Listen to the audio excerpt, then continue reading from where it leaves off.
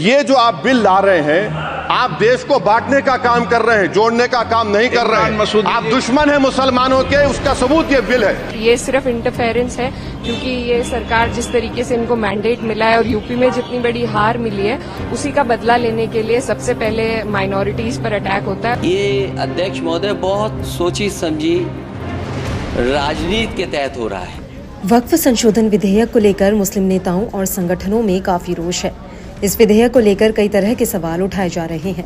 लगातार इस बिल पर रार की स्थिति देखने को मिल रही है। ऐसे में ये जानना बेहद जरूरी हो जाता है कि वक्फ बोर्ड होता क्या है। सरकार ने जो वक्फ संशोधन विधेयक पेश किया है वो क्या है, इस विधेयक से क्या बदलेगा, विपक्ष सहित तमाम मुस्लिम संगठन और नेता क्यों इसका विरोध कर रहे हैं, विधेयक पर सरकार का क्या कहना है। चलिए इन सवालों का एक एक करके जवाब देते हैं। सबसे पहले बात करेंगे कि आखिर वक्फ होता क्या है। वक्फ कोई भी चल या अचल संपत्ति हो सकती है जिसे इस्लाम को मानने वाला कोई भी व्यक्ति धार्मिक कार्यों के लिए दान कर सकता है। इस दान की हुई संपत्ति का कोई भी मालिक नहीं होता है। दान की हुई संपत्ति का मालिक अल्लाह को माना जाता है, लेकिन उसे संचालित करने के लिए कुछ संस्थान बनाए गए हैं। वक्फ एक्ट क्या है? भारत में 30 वक्फ बोर्ड हैं, जिनमें से अधिकांश के मुख्यालय राज्यों की राजधानियों में है। सभी वक्फ बोर्ड वक्फ अधिनियम 1995 के तहत काम करते हैं। देश की आज़ादी के बाद 1954 वक्फ की संपत्ति और उसके रखरखाव के लिए वक्फ एक्ट 1954 बना था। 1995 में इसमें कुछ बदलाव किए गए। इसके बाद 2013 में इस एक्ट में कुछ और संशोधन किए गए। इस एक्ट के अनुसार भारतीय वक्फ परिसंपत्ति प्रबंधन प्रणाली के अनुसार वक्फ बोर्ड मुसलमानों के धार्मिक, सामाजिक और आर्थिक जीवन से जुड़े हुए हैं।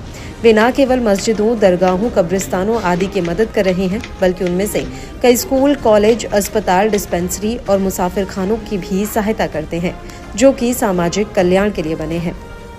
वक्फ कैसे किया जाता है? वक्फ करने के अलग अलग तरीके हो सकते हैं। जैसे अगर किसी व्यक्ति के पास एक से अधिक मकान है और वह उनमें से एक को वक्फ करना चाहता है, तो वह अपनी वसीयत में से एक मकान को वक्फ के लिए दान करने के बारे में लिख सकता है। ऐसे में उस मकान को संबंधित व्यक्ति की मौत के बाद उसका परिवार इस्तेमाल नहीं कर सकेगा। उसे वक्फ की संपत्ति का संचालन करने वाली संस्था आगे सामाजिक कार्य में इस्तेमाल करेगी। इसी तरह शेयर से लेकर घर, मकान, किताब से लेकर कैश तक वक्फ किया जा सकता है।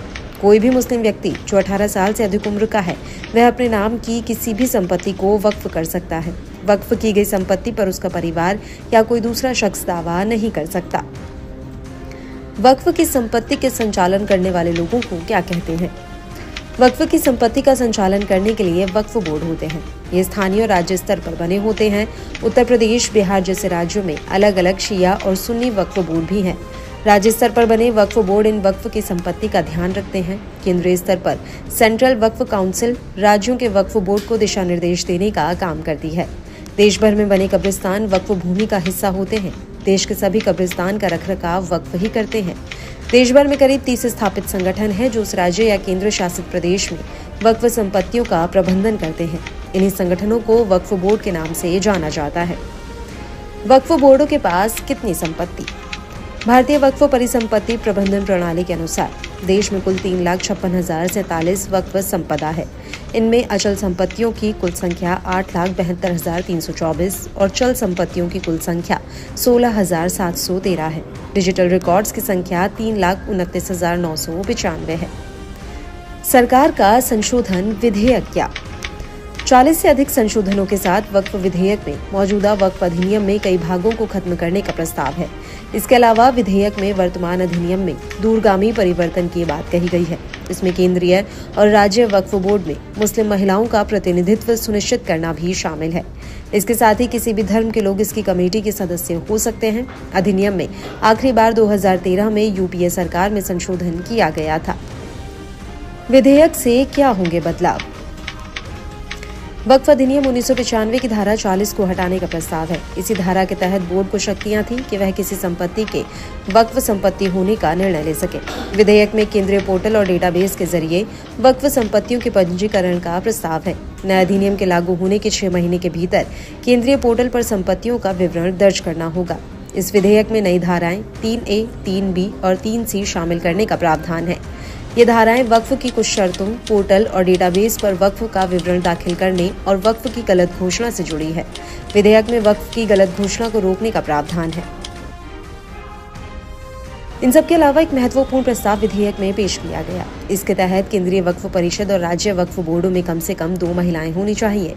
बदलाव के तहत मुस्लिम समुदायों के बीच शिया, सुन्नी, बोहरा, आगा खानी और अन्य पिछड़े वर्गों को प्रतिनिधित्व देने की बात कही गई है। पहले वक्फ बोर्ड में किसी गैर मुस्लिम को मुख्य कार्यकारी अधिकारी यानी CEO की नियुक्ति नहीं हो सकती थी। अब विधेयक के खंड 15 में धारा 23 में संशोधन करने का प्रस्ताव है। धारा 23 CEO की नियुक्ति उनके पद की अवधि और सेवा की अन्य शर्तों से संबंधित है। नए विधेयक में एक अहम बदलाव कलेक्टर की मध्यस्थता की भूमि को लेकर भी किया गया है। अब जिला कलेक्टर को ये तय करने का अधिकार होगा कि कोई संपत्ति वक्फ है या फिर सरकारी। धारा 3C में कहा गया है कि इस अधिनियम के लागू होने से पहले या बाद में वक्फ संपत्ति के रूप में पहचानी गई या घोषित की गई कोई भी सरकारी संपत्ति वक्फ संपत्ति नहीं मानी जाएगी। वहीं इस बिल को लाने के पीछे सरकार ने अपनी मंशा भी साफ कर दी है। केंद्रीय मंत्री किरण रिजिजू ने सदन में विधेयक पर चर्चा करते हुए कहा था कि ये बिल सच्चर कमेटी की सिफारिशों के आधार पर ही लाया गया है। इसी में कहा गया है कि राज्य और केंद्रीय वक्फ बोर्ड में 2 महिलाएं होनी चाहिए। इसी में की गई सिफारिशों को लागू करने के लिए हम ये बिल लेकर आए हैं। किसी का हक छीनने की बात तो छोड़ दीजिए, ये बिल उन्हें हक देने के लिए लाया गया है जिन्हें आज तक उनका हक नहीं मिला। तो विपक्ष और मुस्लिम संगठन क्यों कर रहे हैं विरोध? विपक्ष का कहना है कि सरकार को बिल लाने से पहले मुस्लिम संगठनों से बात करनी चाहिए थी। अगर सरकार की नीयत ठीक है तो पहले बिल पर चर्चा करनी चाहिए। ओवैसी ने कहा कि मोदी सरकार बोर्ड की स्वायत्तता छीनना चाहती है और इसमें दखल देना चाहती है। उन्होंने ये भी कहा कि अब अगर आप वक्फ बोर्ड की स्थापना और संरचना में संशोधन करते हैं तो प्रशासनिक अव्यवस्था होगी, वक्फ बोर्ड की स्वायत्तता ही खत्म हो जाएगी। अनुच्छेद 26 का हवाला देते हुए विपक्ष ने कहा कि इस बिल में ये प्रावधान है कि गैर मुस्लिम भी वक्फ बोर्ड के सदस्य हो सकते हैं। ये किसी धर्म का आस्था और स्वतंत्रता पर हमला है। देखिए, खुशी का बात है कि वक्फ अमेंडमेंट बिल पेश करने के बाद काफी मुस्लिम समुदाय से मेरा मिलना हुआ और आज हमारे देश का, हिंदुस्तान का, ऑल इंडिया सूफी सजादा नसीन के जो हेड होते हैं काउंसिल के पूरे team under the leadership of Shri Syed Naseeruddin Chishti, chairman और successor of the present spiritual head of Ajmer dargah, और हिंदुस्तान के जितने भी यहाँ सजादा नसीन जितने भी हैं प्रमुख लोग आज मुझे मिले।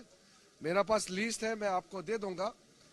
और सबसे बातचीत करने के बाद मैं आपको बता सकता हूं कि वक्फ अमेंडमेंट बिल का जो प्रावधान है स्वागत किया और साथ साथ मैं सुझाव भी दिया कि हिंदुस्तान के अंदर में जितना दरगाह है उनका सोच विचार और उनके कुछ मांगे हैं उसको भी सरकार जरूर ध्यान दे और अमेंडमेंट बिल जो लाए हैं उसमें ध्यान रखा जाए, ऐसा उन्होंने आवेदन पत्र मुझे दिया है और चर्चा भी हुई है। तो हमारा, जैसे हमने बिल में एक्सप्लेन किया है कि इसको हम ब्रॉड बेस कर रहे हैं। मुसलमान के अंदर में कई लोग हैं, कई प्रतिनिधि हैं, कई ग्रुप हैं, सबको जगह मिलने के लिए और खास करके महिलाओं के लिए हम लोगों ने प्रावधान रखा है। तो ज्वाइंट पार्लियामेंट्री कमेटी गठन हो गया है, उसका घोषणा लोकसभा और राज्यसभा से भी हो गए हैं। अब हमसे मिलने के बाद जितने उन्होंने पॉइंट्स रखे हैं मैंने उनको निवेदन किया है ये सारा पॉइंट्स ज्वाइंट पार्लियामेंट्री कमेटी में भी जरूर रखे। और हिंदुस्तान के अंदर में जितना दरगाह है आज मुझे जो मिले हैं वो लगभग 800 दरगाह जितने भी हिंदुस्तान में है उनका बिहाफ से मुझे एक पत्र भी दिया है और डिस्कशन के दौरान मुद्दे भी सामने में रखा है। मैं उनको मेरे तरफ से मैं अभिनंदन करता हूं, धन्यवाद देता हूं दोनों कि उनका सोच विचार के लिए भी और समर्थन के लिए भी बिल को समर्थन किया है, इसके लिए भी। और आखिर तो ये सारा बिल मुसलमानों के लिए ही है, मुसलमानों का अधिकार के लिए ही वक्फ अमेंडमेंट बिल लाया गया है और इसका स्वागत करना हमारे लिए खुशी की बात है। आप पहले आपका स्वागत करूंगा साहब, पहले आपका इस्तेकबाल करूंगा जैनुल आबिदीन साहब की तरफ से, तमाम देश की दरगाहों के जो नुमाइंदे उनकी तरफ से और जो यहाँ मौजूद हैं पूरे जो मेरी सदारत में यहाँ हैं सबकी तरफ से माननीय मंत्री जी का बहुत बहुत आभार व्यक्त करता हूँ। एक हिस्टोरिकल मूवमेंट था कि दरगाह वक्फ एक्ट जो अमेंडमेंट के लिए लाया गया बिल, उसका हम स्वागत करते हैं। और हमारे भी कुछ कंसर्न थे जो मंत्री जी ने बहुत पेशेंटली हमको सुना है। हमें पूरी उम्मीद है कि दरगाहों की जो बहुत टाइम से डिमांड है कि दरगाह बोर्ड कायम किया जाए, तो हमने उसके लिए सुझाव दिया है और हमें उम्मीद है कि ज्वाइंट पार्लियामेंट्री कमेटी में हम सुझाव रखेंगे और इस बिल के अंदर एक वक्फ एक्ट के अंदर अच्छा एक वक्फ एक्ट आएगा जिससे पारदर्शिता आएगी। जो भ्रष्टाचार फैला हुआ है वक्फ बोर्ड के अंदर वो दूर होगा, औरतों को नुमाइंदगी मिलेगी जो आज तक नहीं थी, और खासतौर से वक्फ औलाद में बेटियों को भी हक मिलेगा। इसका हम स्वागत करते हैं। और जो फॉर्मेशन ऑफ कमेटी के लिए जो सेक्शन दिए गए हैं हम उसका स्वागत करते हैं। ऐसा फॉर्मेशन होना जरूरी था, भ्रष्टाचार पे रोक लगना जरूरी थी। और वक्फ का पैसा जो सिर्फ और सिर्फ गरीब गुरबाओं के काम में आना चाहिए, मुस्लिम गरीब मुसलमान जो है उनके काम में आना चाहिए, उनके अपलिफ्टमेंट के काम, उनकी एजुकेशन के काम, उनकी शादियों के काम में आना चाहिए। इन्होंने वो प्रोविजन रखा है। भारत सरकार ने तमाम देश के मुसलमानों की भावनाओं को समझा है, हम उनका स्वागत करते हैं। और हमारे कुछ कंसर्न थे जो आज हमने रखे हैं भारत सरकार के सामने, माननीय मंत्री जी के सामने। हमें पूरी उम्मीद है कि हमारी बात को भी उसके अंदर इनकॉर्पोरेट किया जाएगा, एक दरगाह बोर्ड भी कायम किया जाएगा इसके अंदर। और आप तमाम दरगाहों की तरफ से, देश की दरगाहों की तरफ से मैं माननीय मंत्री जी का स्वागत करता हूँ। हिस्टोरिकल मूवमेंट है, उनकी दस्तारबंदी करेंगे, वो शॉल उड़ा करके।